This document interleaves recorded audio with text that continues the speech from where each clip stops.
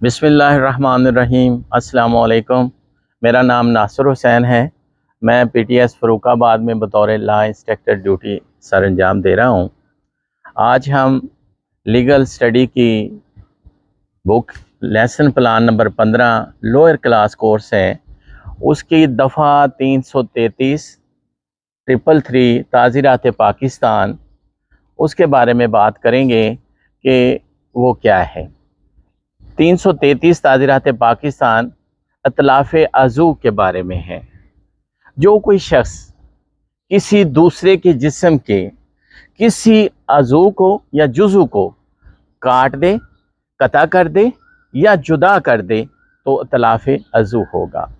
शरह इस तरह से होगी कि इत्लाफ़ अज़ू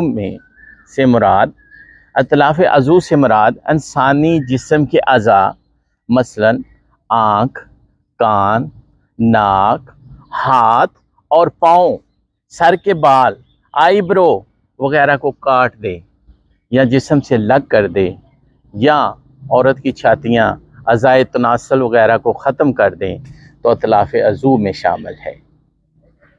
इसी जो इत्लाफ़ अज़ू है, इसी में ताज़ीरात पाकिस्तान की दफ़ा 334 है, जिसमें इत्लाफ़ अज़ू की सज़ा के बारे में बात करेंगे कि वो क्या है। जो कोई ऐसा फ़ेल सरज़द करे इससे किसी शख्स को ज़रर पहुँचाने की नीयत से, या ये जानते हुए कि वो इससे किसी शख्स को अग़लबन ज़रर पहुँचाने का बायस होगा, किसी शख्स के इत्लाफ़ अज़ू का बायस बने, तो इसको किसी मजाज मेडिकल ऑफिसर के मशवरा से क़सास की सज़ा दी जाएगी।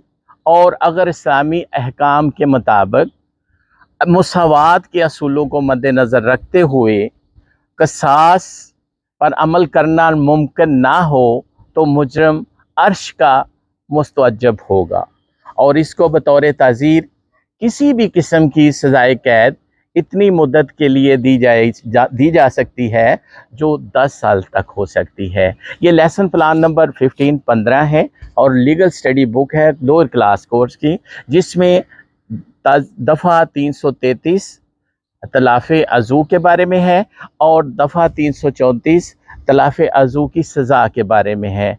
शुक्रिया।